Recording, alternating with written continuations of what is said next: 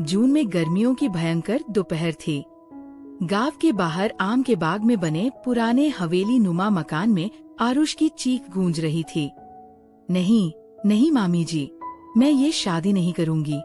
आरुषि की मामी कमला देवी ने लाल साड़ी का पल्लू मुंह पर रखा और आंखें तरेड़ी। चुप, एकदम चुप। तेरी उम्र अभी 18 साल भी नहीं हुई और तू बड़ी बड़ी बातें कर रही है। तेरा बाप मर चुका है, माँ ने दूसरी शादी कर ली है। हमने तेरी जिम्मेदारी ली है तो हमारी बात माननी पड़ेगी तुझे। कमला देवी के बड़े बेटे विक्रम 32 साल का था। उसने दरवाजे पर खड़े होकर सिर्फ एक बार आरुषि की तरफ देखा।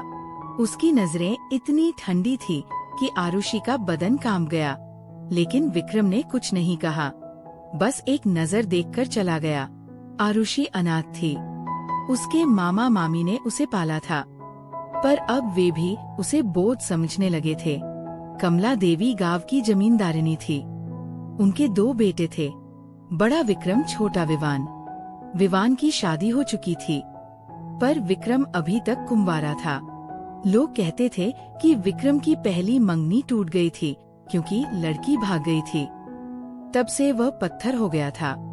कमला देवी ने ठान लिया था कि इस बार वो खुद लड़की ढूंढेंगी, ऐसी जो पलटकर मुंह न लगाए, घर की सेवा करें, बेटे को संभाले और कभी सवाल ना करें। ऐसी लड़की उन्हें आरुष में दिखी, भोली, खूबसूरत, कामसिन और बिल्कुल बेबस। शादी की तारीख तय हो गई। आषाढ़ का महीना। देवशैनी एकादशी के बाद आरुषि रोती रही, पर उसकी कोई सुनने वाला नहीं था। शादी वाले दिन लाल जोड़े में आरुषि को देखकर पूरा गांव लट्टू हो गया। उसकी बड़ी बड़ी आँखें, लंबे घने बाल, पतली कमर, मानो कोई अप्सरा उतर आई हो। विक्रम ने उसे एक बार भी ठीक से नहीं देखा। मंत्रों के बीच फेरे हुए, सिंदूर डाला, मंगल सूत्र पहनाया, सब कुछ ऐसे जैसे कोई औपचारिक काम निपटा रहा हो। रात को सुहागरात का कमरा सजाया गया था। फूलों की माला, दूध का गिलास, घी की जलाई हुई बाती। आरुषि डर के मारे कांप रही थी। उसने कभी किसी लड़के का हाथ भी नहीं छुआ था। विक्रम कमरे में आया, कुर्ता पायजामा पहने, चेहरे पर कोई भाव नहीं। वह बिना कुछ बोले बिस्तर के किनारे बैठ गया।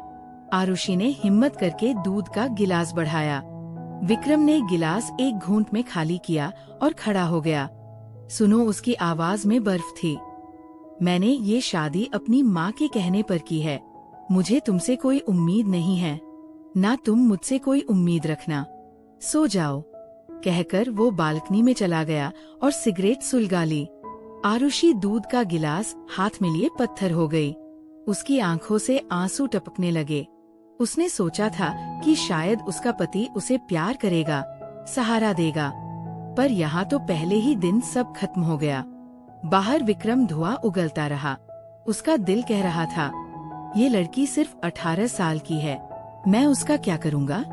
पर उसका अहम कह रहा था, अब ये मेरी बीवी है, मेरी जिम्मेदारी है। दोनों की रात बिना नींद के गुजर गई। अगली सुबह कमला देवी ने जब पूछा, बेटा रात कैसी रही, तो आरुष ने शर्मा कर सिर झुका लिया और कुछ नहीं बोली। कमला देवी समझ गई। उन्होंने मुस्कुराकर कहा, कोई बात नहीं बेटी, धीरे धीरे सब ठीक हो जाएगा। पर आरुषि को पता था कुछ भी ठीक नहीं होने वाला। सुबह की पहली किरण हवेली के बड़े आंगन में पड़ी ही थी कि कमला देवी की तेज आवाज गूंजी। आरुषि उठी कि नहीं अभी तक? सूरज सिर पर चढ़ा आया और तू सोई है। चाय बना, नाश्ता तैयार कर, आज से घर की सारी जिम्मेदारी तेरी है। आरुष रात भर रोती रही थी, आंखें सूजी हुई थी, पर उसने जल्दी से मुंह हाथ धोया, लाल साड़ी का पल्लू सिर पर लिया और रसोई में पहुंच गई। पहली बार इतने बड़े चूल्हे पर चाय चढ़ाई, पूरी सब्जी बनाई। हाथ कांप रहे थे पर किसी ने देखा नहीं। जब सब डाइनिंग टेबल पर बैठे तो विक्रम ने एक बार भी उसकी तरफ नहीं देखा। कमला देवी ने पूरी तोड़ी और बोली, बेटी नमक थोड़ा कम है, कोई बात नहीं, कल से ध्यान रखना। आरुषि ने जी मम्मी जी कहा और सिर झुका लिया। उसके मन में बस एक ही सवाल था, मैंने क्या गुनाह किया जो मुझे ये सजा मिली? शाम को विक्रम की छोटी भाभी नेहा यानी विवान की पत्नी ने आरुषि को अपने कमरे में बुलाया। सुनो, छोटी मम्मी जी ने बोला है कि आज से तुम विक्रम भैया को रिंझाने की कोशिश करो। वो पत्थर है, पिघलेंगे नहीं आसानी से, पर तुम्हें मेहनत करनी पड़ेगी। आरुषि ने शर्मा कर कहा, भाभी मैं क्या करूं? वो तो मुझसे बात भी नहीं करते। नेहा हंसी, अरे पगली, ये तो औरत का काम है, मर्द को अपना गुलाम बनाना। आज रात तुम ये लाल रंग की नाइटी पहनना, मैं लाई हूँ शहर से, और ये परफ्यूम भी लगा लेना। फिर देखना विक्रम भैया खुद तुम्हारे पास आएंगे। आरुष ने नाइटी देखी, इतनी पतली, इतनी छोटी कि उसका दिल धक से हो गया। नहीं भाभी भी, मैं ये नहीं पहन सकती, इतने छोटे कपड़े मैंने कभी नहीं पहने। नेहा ने आंखें तरेरी, अगर तुमने नहीं किया तो विक्रम भैया शहर 2 की किसी मॉडल लड़की से अफेयर कर लेंगे, तब तुम रोती रह जाओगी, समझी? आरुषि डर गई। उसने हाँ कह दिया। रात को उसने वो नाइटी पहनी। घबराहट से उसका बदन कांप रहा था। दर्पण में खुद को देखा तो शर्म से मुंह लाल हो गया। विक्रम कमरे में आए। उन्हें देखते ही आरुष ने चादर ओढ़ ली। विक्रम ने एक नजर उस पर डाली, फिर मुंह फेर लिया। ये क्या तमाशा है? ये कपड़े तुम पर शोभा नहीं देते, सो जाओ, कहकर वह फिर बालकनी में चले गए। आरुषि की आंखों से आंसू टपकने लगे। उसने नाइटी उतारी और पुरानी सलवार कमीज पहनकर लेट गई। 3-4 दिन ऐसे ही बीते।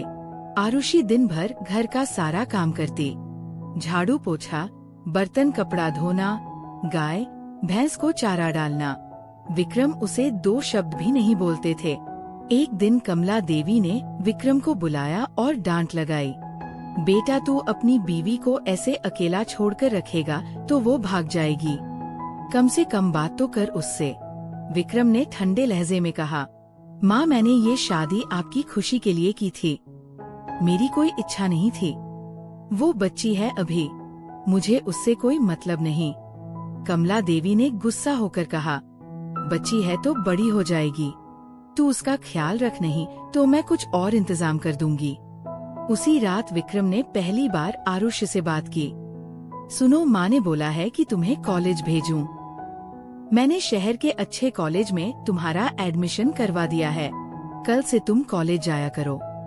आरुषि हैरान रह गई, पर मैं तो 10वीं के बाद पढ़ाई छोड़ चुकी हूँ।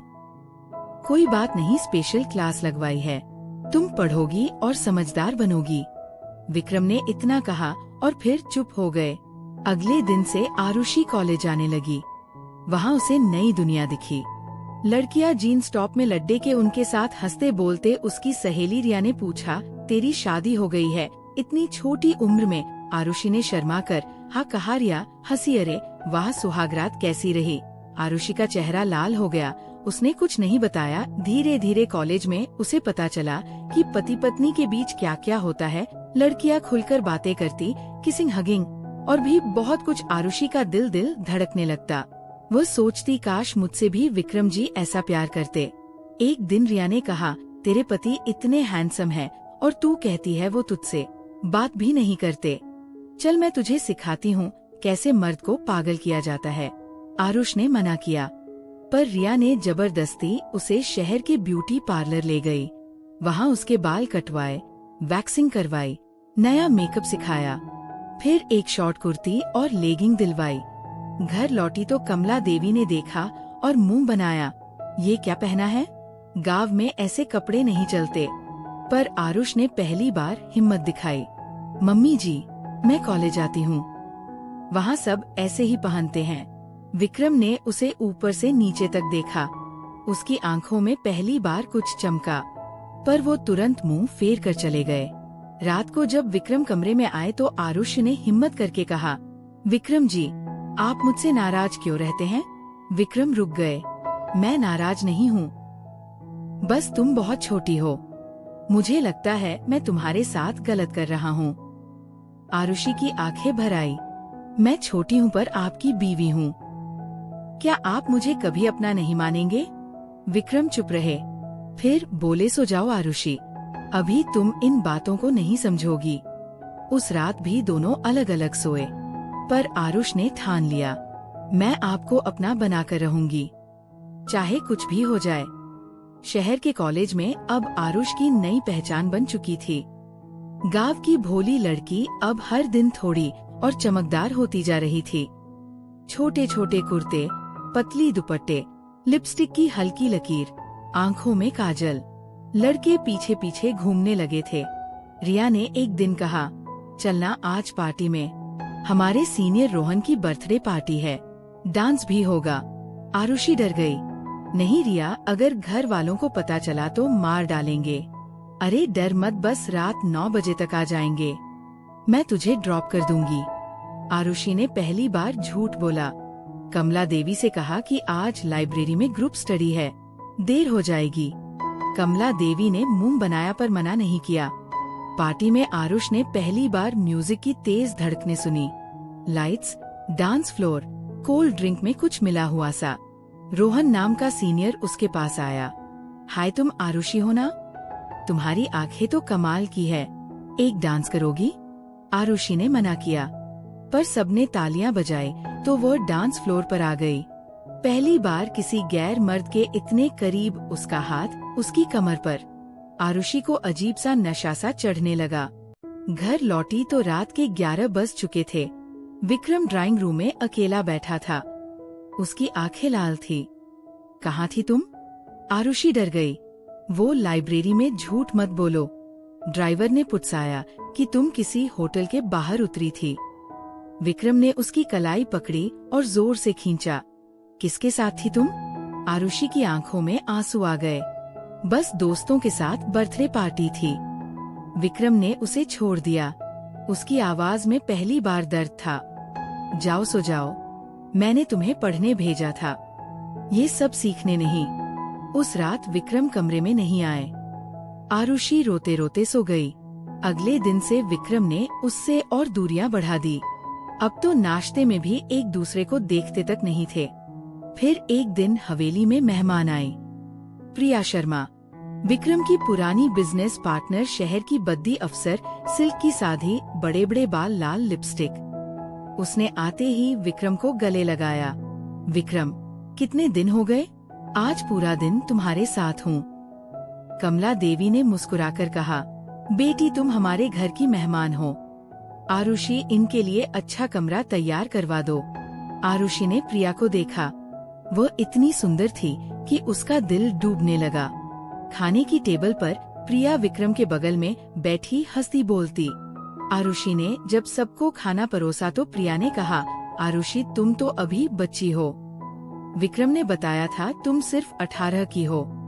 अरे वाह, विक्रम ने तो लॉटरी लगा ली। सब हंस पड़े। आरुषि का चेहरा लाल हो गया। रात को प्रिया और विक्रम देर तक बिजनेस की बातें करते रहे। आरुषि अपने कमरे में बेचैन होकर टहल रही थी। रात के 12 बज गए। विक्रम अभी तक नहीं आए। वह धीरे से नीचे गई। स्टडी रूम का दरवाजा हल्का सा खुला था। अंदर प्रिया विक्रम के बहुत करीब बैठी थी। उसका हाथ विक्रम की जांघ पर। विक्रम, तुम्हारी बीवी तो अभी बच्ची है, तुम्हारी जरूरतें कौन पूरी करेगा? विक्रम ने कुछ नहीं कहा, बस सिगरेट का धुआं उगला। प्रिया और करीब सरकी। उसकी साड़ी का पल्लू सरक गया। आरुषि का दिल जोर से ढका। वह चुपके से वापस ऊपर आ गई और बिस्तर पर गिरकर रोने लगी। सुबह जब विक्रम कमरे में आए तो आरुषि ने पूछा, वह प्रिया दीदी रात को आपके कमरे में क्या कर रही थी? विक्रम चौंके, फिर ठंडे लहजे में बोले, बिजनेस की बातें थी। तुम छोटी हो, ये सब नहीं समझोगी। आरुषि का गुस्सा फूट पड़ा। मैं छोटी हूँ तो आप बाहर किसी और के साथ मजे करो, मैं तुम्हारी बीवी हूँ। विक्रम जी, विक्रम ने उसे घूरा। बीवी हो तो बीवी की तरह रहो, मुझे सवाल मत करो, कहकर वह चले गए। उस दिन से आरुषि ने फैसला कर लिया, अगर विक्रम उसे नहीं चाहते तो वह भी उन्हें परेशान करेगी। वह और बोल्ड कपड़े पहनने लगी। कॉलेज में लड़कों से हंस कर बात करने लगी। रोहन उसका पीछा करने लगा। रोज फूल, मैसेज, कॉल। एक शाम रोहन ने कहा, आरुषि, मैं तुमसे सच्चा प्यार करता हूँ। तुम्हारे पति तो तुम्हें चाहते ही नहीं, इसलिए मेरे साथ चली चलो। आरुषि कुछ नहीं बोली, बस मुस्कुराई। उसी रात प्रिया फिर आई और इस बार वो 3 दिन रुकने वाली थी। आरुषि को लगा अब उसकी जिंदगी में आग लगने वाली है। प्रिया के आने के दूसरे दिन सुबह सुबह हवेली में हलचल मच गई। कमला देवी ने आरुषि को बुलाया और सख्त लहजे में कहा, देख बेटी, प्रिया शहर की बड़ी अफसर है। विक्रम का बहुत बड़ा प्रोजेक्ट इनके साथ है। तू इनका पूरा ख्याल रखना। इनके लिए अलग से नाश्ता, चाय, जो भी कहे फौरन करना, समझी? आरुषि ने सिर झुकाकर जी कहा, पर अंदर से आग भड़क रही थी। नाश्ते की टेबल पर प्रिया ने आरुषि को ऊपर से नीचे तक घूरा और मुस्कुराकर बोली, आरुषि, तुम तो बिल्कुल गुड़िया लगती हो। विक्रम ने बताया था तुम गांव की हो, पर तुम्हारी स्किन तो मक्खन जैसी है। कोई खास नुस्खा? आरुषि ने जवाब दिया, जी बस दही हल्दी लगाती हूँ। प्रिया हंसी, अरे वाह विक्रम, तुम तो लकी हो यार, इतनी हॉट बीवी और तुम ऑफिस में घुसे रहते हो। विक्रम ने कुछ नहीं कहा, बस चाय का घूंट लिया और उठ गए। दोपहर को प्रिया ने विक्रम को कहा, चलो ना तुम्हारे खेत दिखाओ, बहुत दिन हो गए, गांव की हवा खाई है। दोनों घोड़े पर सवार होकर खेत की ओर निकल गए। आरुषि छत से देखती रही, उसका दिल जल रहा था। शाम को जब दोनों लौटे तो प्रिया की साड़ी कीचड़ से सनी थी और विक्रम की शर्ट पर लाल लिपस्टिक का निशान आरुष ने देख लिया। उसकी आंखें लाल हो गई। रात का खाना खत्म होते ही प्रिया बोली, विक्रम आज बहुत थक गई हूँ, मेरी पीठ दर्द कर रही है, थोड़ी मालिश करवा दो ना। कमला देवी ने तुरंत कहा, आरुषि जा, प्रिया दीदी की मालिश कर दे। आरुषि के हाथ कांपने लगे, पर वह चुपचाप प्रिया के कमरे में गई। प्रिया ने ब्लाउज उतार दिया और लेट गई। आ जाओ गुड़िया, जोर से दबाना। आरुषि ने जैसे तैसे मालिश की। प्रिया आए भर रही थी। विक्रम की उंगलियां तो जादू करती है, उसने कभी तुम्हारी मालिश की है? आरुषि चुप रही, उसकी आंखों में आंसू थे। रात के 11 बजे विक्रम कमरे में आए। आरुषि बिस्तर पर पीठ करके लेटी थी। विक्रम ने कहा, प्रिया को नींद नहीं आ रही थी, मैं बातें करवा रहा था। आरुषि ने पलटकर देखा, उसकी आंखें सूजी थी। आपको जो करना है कीजिए, मुझे कोई फर्क नहीं पड़ता। विक्रम पहली बार गुस्सा हुए। क्या एक मतलब? मैं तुम्हारा पति हूँ, तुम्हें फर्क पड़ना चाहिए। आरुषि हंस पड़ी। पति जो सुहागर रात रात को मुझे अकेला छोड़कर चला गया, जो दिन रात दूसरी औरत के साथ रहता है, आप बस नाम के पति हैं। विक्रम ने उसकी कलाई पकड़ दी। ऐसे बातें करना बंद करो, प्रिया सिर्फ बिजनेस पार्टनर है। आरुषि ने हाथ छुड़ाया। अच्छा तो आज खेत में क्या बिजनेस हो रहा था? आपकी शर्ट पर लिपस्टिक का निशान भी बिजनेस का था। विक्रम के मुंह से बोल नहीं निकला, वह चुपचाप बाहर चला गया।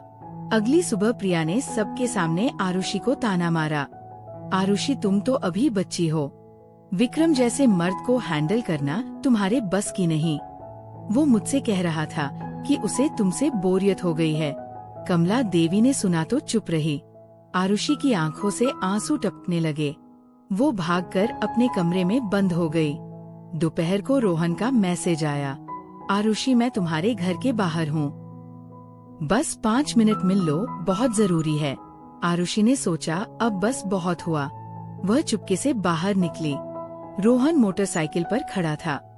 चलो ना थोड़ी ड्राइव कर लेते हैं, तुम बहुत परेशान लग रही हो। आरुषि बिना सोचे उसके पीछे बैठ गई।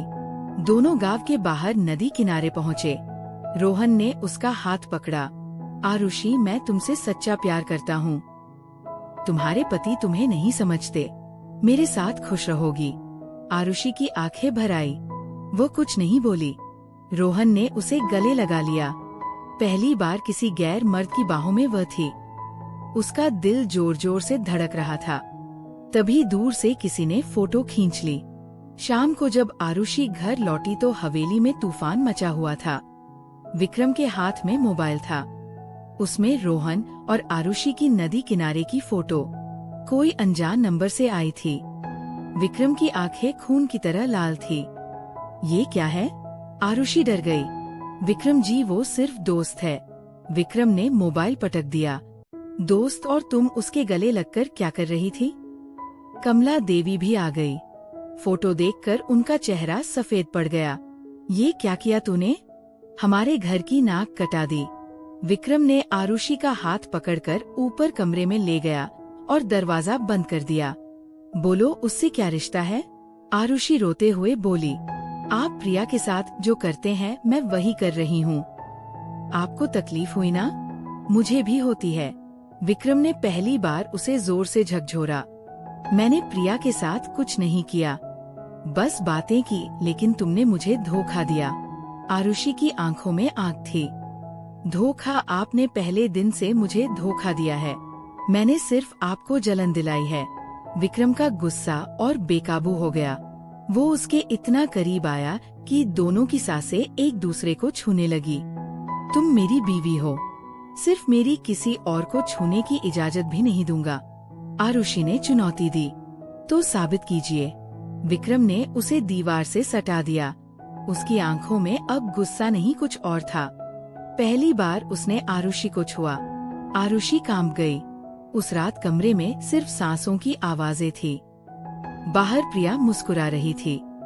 उसने ही वह फोटो भिजवाई थी। उसका प्लान काम कर गया था। सुबह की पहली किरण कमरे में आई तो आरुषि की आंखें खुली। गले पर लाल निशान, बाल बिखरे हुए। विक्रम उसकी कमर पर हाथ रखे गहरी नींद में था। आरुषि ने जब रात को याद किया तो उसका चेहरा शर्म से लाल हो गया। पहली बार विक्रम ने उसे अपना बनाया था। गुस्से में, जलन में, पर पूरा हक जमाकर उसने धीरे से विक्रम का हाथ हटाया और उठकर नहाने चली गई। जब दोनों नीचे आए तो कमला देवी ने एक नजर में सब समझ लिया। उन्होंने मुस्कुराकर आरुषि के सिर पर हाथ फेरा। अब जाकर बात बनी लगती है। प्रिया ने भी देखा। उसकी मुस्कान कड़वी हो गई। उसने सोचा था कि फोटो से घर में झगड़ा होगा। आरुषि रोएगी, विक्रम उससे दूर हो जाएगा, पर उससे उल्टा हुआ। दोनों और करीब आ गए थे। नाश्ते के बाद विक्रम ऑफिस चले गए। प्रिया ने आरुषि को अपने कमरे में बुलाया। सुनो गुड़िया, रात को बहुत मजे लिए ना तुमने? आरुषि का चेहरा लाल हो गया। प्रिया हंसी। शर्माओ मत, विक्रम बहुत अच्छा है ना बिस्तर में। मैं भी कई बार ट्राई कर चुकी हूँ। आरुषि के कानों में जैसे बिजली कौंध गई। क्या मतलब? प्रिया ने अपना फोन निकाला और एक पुराना वीडियो दिखाया। 3 साल पुराना विक्रम और प्रिया एक होटल के कमरे में प्रिया विक्रम के गले में बाहें डाली थी। दोनों नशे में थे। ये देखो, तुम्हारे पति पहले से मेरे दीवाने हैं, बस तुम्हारे आने से रुक गए थे। अब मैं वापस आ गई हूँ। आरुषि के हाथ पांव ठंडे हो गए। ये झूठ है। प्रिया हंस पड़ी। झूठ? आज रात देख लेना। मैं विक्रम को अपने कमरे में बुलाऊंगी और तुम देखना वो आएगा या नहीं। शाम को विक्रम घर लौटे तो प्रिया ने उन्हें वाइन का ग्लास थमाया। चलो विक्रम, पुराने दिन याद करते हैं, आज सिर्फ हम दोनों। विक्रम ने मना किया। नहीं प्रिया, अब मैं शादीशुदा हूँ। पर प्रिया ने जबरदस्ती ग्लास उनके होठों से लगाया। आरुषि दूर से देख रही थी। उसका दिल टूट रहा था। रात के 10 बजे प्रिया ने विक्रम को मैसेज किया। मुझे बहुत तेज सर दर्द है, प्लीज आओ ना, दवाई दे दो। विक्रम गए। आरुषि चुपके से उनके पीछे गई। प्रिया का कमरा अंधेरा था। सिर्फ एक मोमबत्ती जली थी। प्रिया ने सिर्फ स्लीपिंग गाउन पहना था। उसने दरवाजा खोला और विक्रम को अंदर खींच लिया। विक्रम, मुझे डर लग रहा है, थोड़ी देर साथ बैठो ना। विक्रम बैठ गए। प्रिया उनके कंधे पर सिर रख दिया। याद है ना वो गोवा वाली रात? तुमने मुझे कितना प्यार किया था। विक्रम ने दूर हटने की कोशिश की, पर प्रिया ने उनका हाथ पकड़ लिया।